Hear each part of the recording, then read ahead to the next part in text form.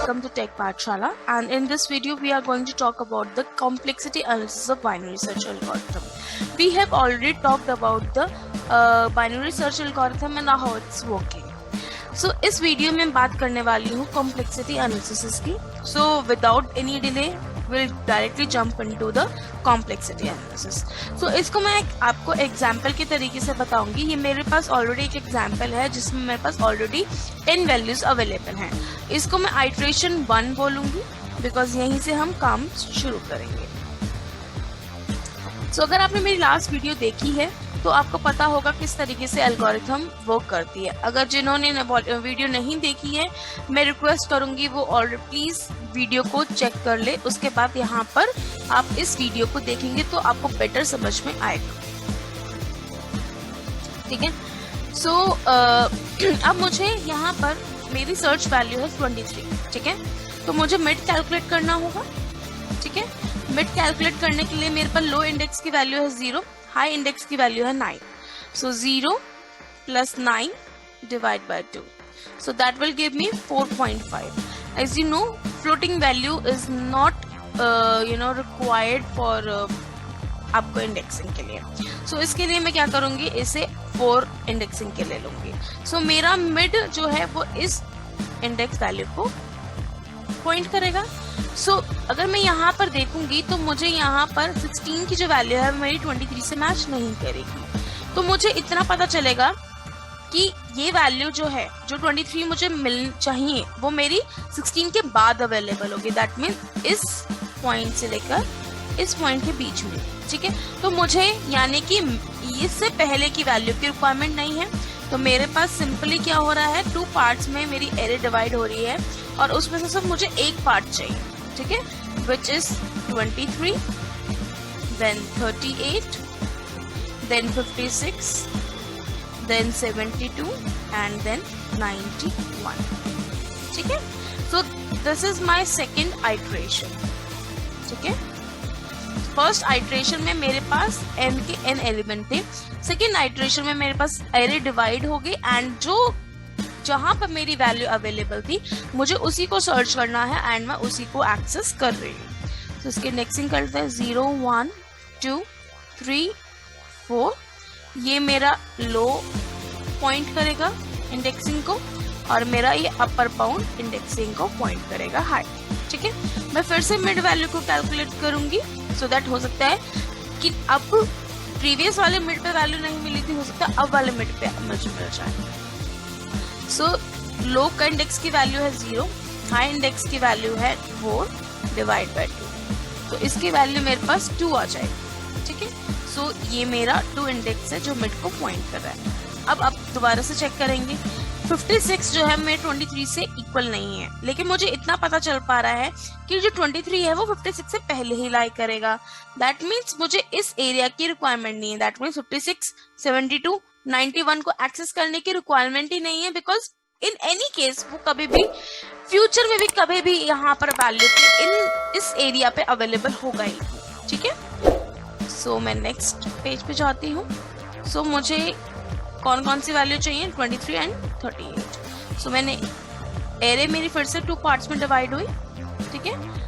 23 and 38 की मेरे को रिक्वायरमेंट है, बाकी की रिक्वायरमेंट नहीं है तो मैं एक्सेस नहीं करूंगी और मैं यहाँ शो भी नहीं करूंगी.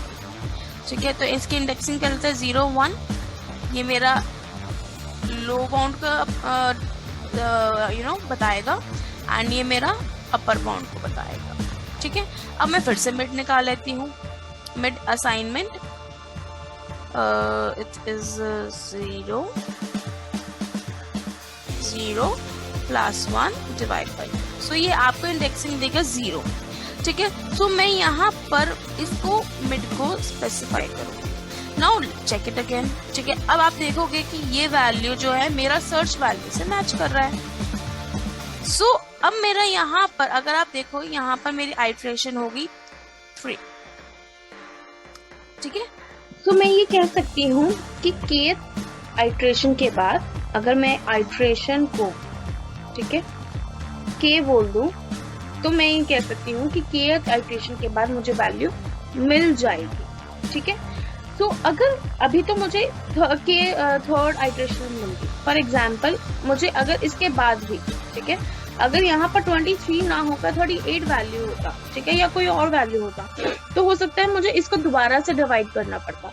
तो अगर दोबारा से डिवाइड करना पड़ता तो उस केस में क्या होता, मेरे पास एक सिंगल एरे बच जाती, इधर 23 होता है 28, कुछ भी हो सकता था, ठीक है, अगर फर्दर हमारा ये केस नहीं होता, अगर हमारे पास अभी यहाँ पर दो एरे के साइज अवेलेबल है, ठीक है।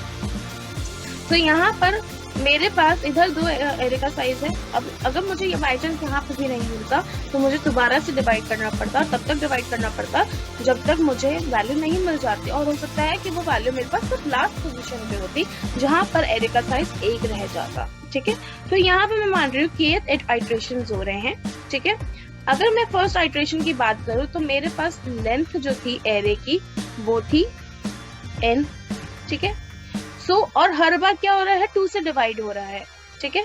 यहाँ पर एरे का लेंथ का साइज जो था वो पहले n था, यानी कि 10, अब क्या हो गया 5 हो गया, दैट मीन्स 2 से डिवाइड हो रहा है। तो मैं यहाँ लिख सकती हूँ लेंथ हो गई है अब आपकी n/2, ठीक है। अगर आप थर्ड आइटरेशन में देखोगे तो एरे का साइज और कम हो गया है, तो इसको मैं बोल सकती हूँ n2 raised to power, तो n/2 पहले थी, ठीक है, और ये दोबारा से डिवाइड हो गई है, ठीक है, तो मैं इसको बोल सकती हूँ n raised to power 2, ठीक है। तो kth आइटरेशन पे क्या वैल्यू हो जाती, 1 हो जाती। तो ये जो kth आइटरेशन है, ठीक है, इसको मैं कुछ इस तरीके से लिख सकती हूँ n2 raised to power k, ठीक है। और मुझे कब तक डिवाइड करना पड़ता, जब तक मुझे वैल्यू मिल नहीं जाती और या फिर एरे का साइज सिंगल नहीं रह जाता। तो मैं ये लिख सकती हूँ कि n divide by 2 raised to power k equals to 1। इसको अगर आप फर्दर सॉल्व करोगे, इसको मैं थोड़ा सा रफ कर देती हूँ, थोड़ा सा कैलकुलेशन मैंने कर रखी थी, मैं इसको ठीक है।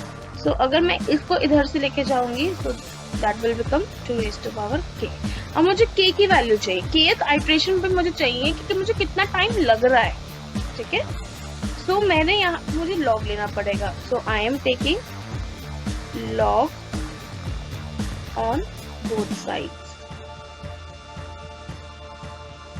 ठीक है। That will become log 2n equals to log 2 raised to power k, ठीक है। लॉग में k नीचे आ जाएगा, that will become log 2 and this will be log 2n equals to, ठीक है।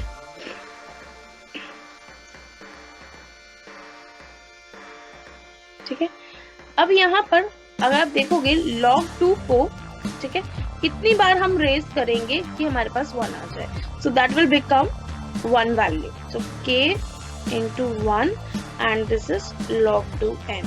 सो kth आइटरेशन पे आपको log 2n लगेगा टाइम, ठीक है। तो आपकी जो कॉम्प्लेक्सिटी है फाइनली, जो t ऑफ n, कॉम्प्लेक्सिटी को हम t ऑफ n से रिप्रेजेंट करते हैं और इसका जो आपका कॉम्प्लेक्सिटी है दैट इज 2 log 2n, ठीक है। So I hope you like this video and if you like the channel, thank you so much.